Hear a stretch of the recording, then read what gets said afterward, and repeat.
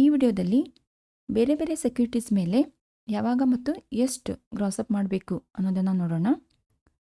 So ಮೊದಲಿಗೆ ಸೆಕ್ಯೂರಿಟೀಸಲ್ಲಿ 2 type securities ಇರುತ್ತೆ. So ಇಲ್ಲಿ ಸೆಕ್ಯೂರಿಟೀಸ್ ಅಂದರೆ ಬಾಂಡ್ಸ್, ಡಿಬೆಂಚರ್ಸ್ ಇವೆಲ್ಲ ಬರುತ್ತೆ. ಸೆಕ್ಯೂರಿಟೀಸಲ್ಲಿ ಗೌರ್ಮೆಂಟ್ ಸೆಕ್ಯೂರಿಟೀಸ್ ಮತ್ತು ಕಮರ್ಷಿಯಲ್ ಸೆಕ್ಯೂರಿಟೀಸ್ 2 ಟೈಪ್ ಸೆಕ್ಯೂರಿಟೀಸ್ ಇರುತ್ತೆ. ಕಮರ್ಷಿಯಲ್ ಸೆಕ್ಯೂರಿಟೀಸ್ನೂ ನಾನ್ ಗೌರ್ಮೆಂಟ್ ಸೆಕ್ಯೂರಿಟೀಸ್ ಅಂತಲೂ ಕೂಡ ಹೇಳ್ತೀವಿ. ಗೌರ್ಮೆಂಟ್ ಸೆಕ್ಯೂರಿಟೀಸಲ್ಲಿ ಮತ್ತು ಟ್ಯಾಕ್ಸ್ ಫ್ರೀ ಗೌರ್ಮೆಂಟ್ ಸೆಕ್ಯೂರಿಟೀಸ್ ಮತ್ತು ಲೆಸ್ ಟ್ಯಾಕ್ಸ್ ಗೌರ್ಮೆಂಟ್ ಸೆಕ್ಯೂರಿಟೀಸ್ ಅಂತ 2 ಟೈಪ್ ಗೌರ್ಮೆಂಟ್ ಸೆಕ್ಯೂರಿಟೀಸ್ ಇರುತ್ತೆ. ಸೊ ಇದು tax free government securities. Tax free ಇಲ್ಲಿ ಹೇಳಿದಾಗೆ these are exempted income. So ಇದ್ರ ಮೇಲೆ ಟ್ಯಾಕ್ಸ್ ಕೊಡೋ ನೆಸೆಸರಿ ಇರೋದಿಲ್ಲ.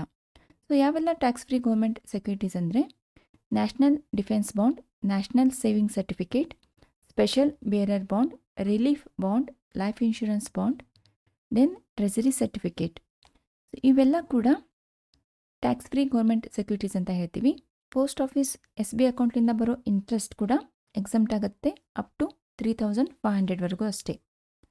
ಇದಕ್ಕಿಂತ ಜಾಸ್ತಿ ಏನಾದರೂ ರಿಸೀವ್ ಮಾಡಿದರೆ 3500 ಎಕ್ಸಮ್ಟ್ ಆಗಿ ಮಿಕ್ಕಿದ್ದು ಟ್ಯಾಕ್ಸಬಲ್ ಆಗುತ್ತೆ.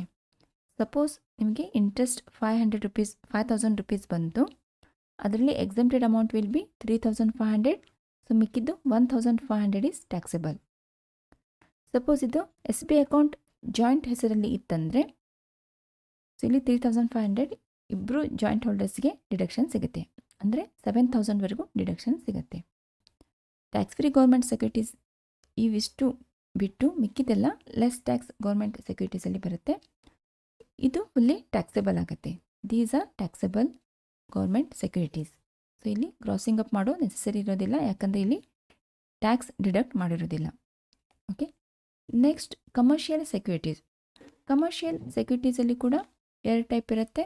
ಒಂದು ಟ್ಯಾಕ್ಸ್ ಫ್ರೀ ಕಮರ್ಷಿಯಲ್ ಸೆಕ್ಯೂರಿಟಿ, ಇನ್ನೊಂದು ಲೆಸ್ ಟ್ಯಾಕ್ಸ್ ಕಮರ್ಷಿಯಲ್ ಸೆಕ್ಯೂರಿಟೀಸ್. ಇಲ್ಲಿ ಟ್ಯಾಕ್ಸ್ ಫ್ರೀ ಕಮರ್ಷಿಯಲ್ ಸೆಕ್ಯೂರಿಟೀಸ್ ಅಂದರೆ ಎಕ್ಸಮ್ಟೆಡ್ ಅಂತ ಅರ್ಥ ಅಲ್ಲ, ದಿಸ್ ಈಸ್ ಆಲ್ಸೋ ಟ್ಯಾಕ್ಸೆಬಲ್. ಇಲ್ಲಿ TDS ಮಾಡಿರ್ತಾರೆ.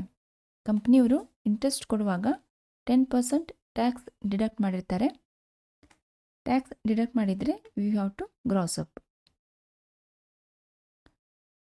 ಅಂದರೆ ನಾವು ಇಂಟ್ರೆಸ್ಟ್ ಏನು ರಿಸೀವ್ ಮಾಡಿರ್ತೀವಿ ಮತ್ತು ಕಂಪ್ನಿಯವರೇ ಅಲ್ಲಿ ಟ್ಯಾಕ್ಸ್ ಡಿಡಕ್ಟ್ ಮಾಡೋದ್ರಿಂದ ನಾವೇನು ಟ್ಯಾಕ್ಸ್ ಕೊಡೋ ನೆಸೆಸರಿ ಇರೋದಿಲ್ಲ. ಅದಕ್ಕೆ ಇದನ್ನು ಟ್ಯಾಕ್ಸ್ ಫ್ರೀ ಅಂತ ಹೇಳ್ತೀವಿ. ಇಲ್ಲಿ ಗ್ರಾಸ್ ಅಪ್ ಮಾಡುವಾಗ ಇಂಟ್ರೆಸ್ಟ್ ಅಮೌಂಟ್ ಎಷ್ಟಿರುತ್ತೆ ಅದನ್ನು ಮಲ್ಟಿಪ್ಲೈಡ್ ಬೈ 100 ಡಿವೈಡ್ ಬೈ 90 ಮಾಡಿ ಇದನ್ನು ಗ್ರಾಸ್ ಅಪ್ ಮಾಡ್ತೀವಿ. ಸಪೋಸ್ 10,000 ಮೇಲೆ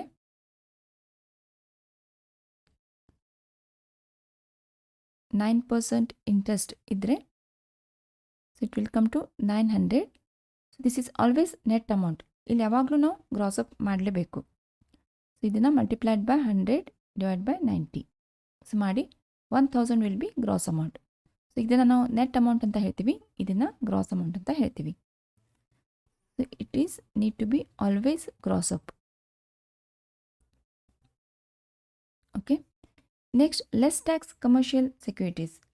ಸೊ ಇದರಲ್ಲಿ 2 ಟೈಪ್ ನಿಮಗೆ ಪ್ರಾಬ್ಲಮಲ್ಲಿ ಕೊಟ್ಟಿರ್ತಾರೆ. ಇಂಟ್ರೆಸ್ಟ್ ಅಮೌಂಟ್ ಕೊಟ್ಟಿರ್ತಾರೆ, ಇಲ್ಲ ಅಂದರೆ ಇಂಟ್ರೆಸ್ಟ್ ರೇಟ್ ಕೊಟ್ಟಿರ್ತಾರೆ.